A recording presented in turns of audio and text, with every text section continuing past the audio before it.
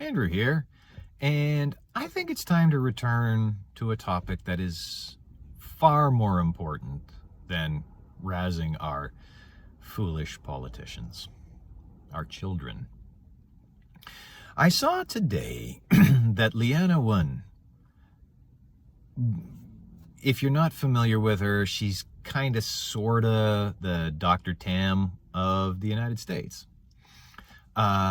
She has been a massive supporter of fucking over the children. In fact, she wrote in December that they should just, or maybe it was earlier, that they should just simply close the schools, shut them down for the winter. And she wrote that unvaxxed children should be, masked and muzzled.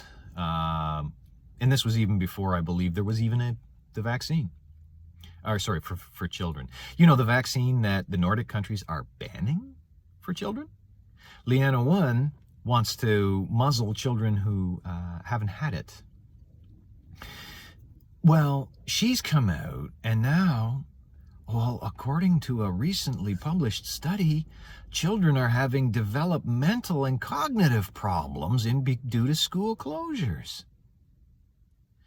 Do you remember those ads from I think it was the 80s? I could have had a V8.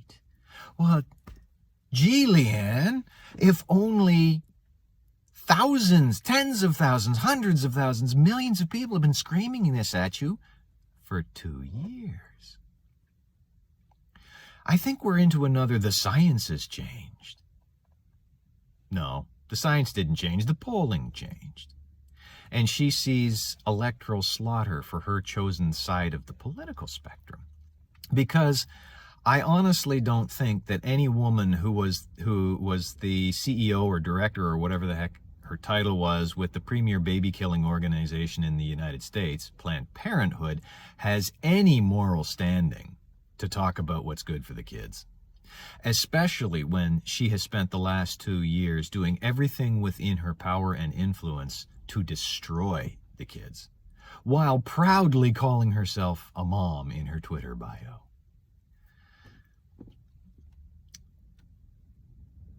I talked about speech difficulties, behavioral difficulties. Now they're seeing cognitive delays. Didn't I, in my my video on speech problems, say we don't know the damage we're doing? That there are critical cognitive developmental stages that children go through, and by isolating them, keeping them away from their peer group, keeping them face masked, not allowing them to develop, we were doing damage that we don't know. It's the unknown unknowns. We do not know what the damage is going to be. And did I not point out that the Nordic countries, Sweden closed their schools for like 2 weeks. Denmark didn't close them at all. They said they actually worked from the idea that I have put forth, that any society that wishes to succeed, that wishes to continue to exist, must be based around the idea women and children to the lifeboats first. We didn't do that. When we said children are resilient. I always tell a friend of mine, don't listen to the words, don't look at the surface, look at the subtext. What is resilience? The ability to bounce back from hardship. So if you say, oh, no, school closures and masks, children are resilient, you are openly admitting that you are putting them through hardship, and you are depending on their ability to bounce back from hardship because of your own pants-pissing terror. I don't care about your fear. I care about the future of my children and their peer group and the society that we live in, and destroying a generation of them because of boomers' pants-pissing fear of a virus with a 99.8% survivability rate when all of them are vaccinated against it in the first place. That's no excuse. Children are resilient is no excuse. It's not about us. It's not about our parents. It's about our kids.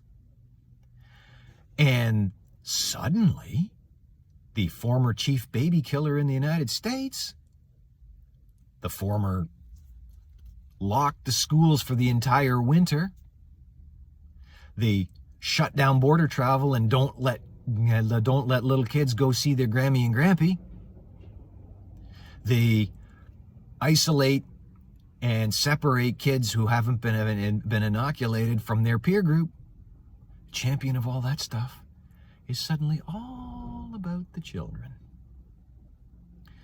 You'll have to excuse me if I'm unconvinced of her sincerity.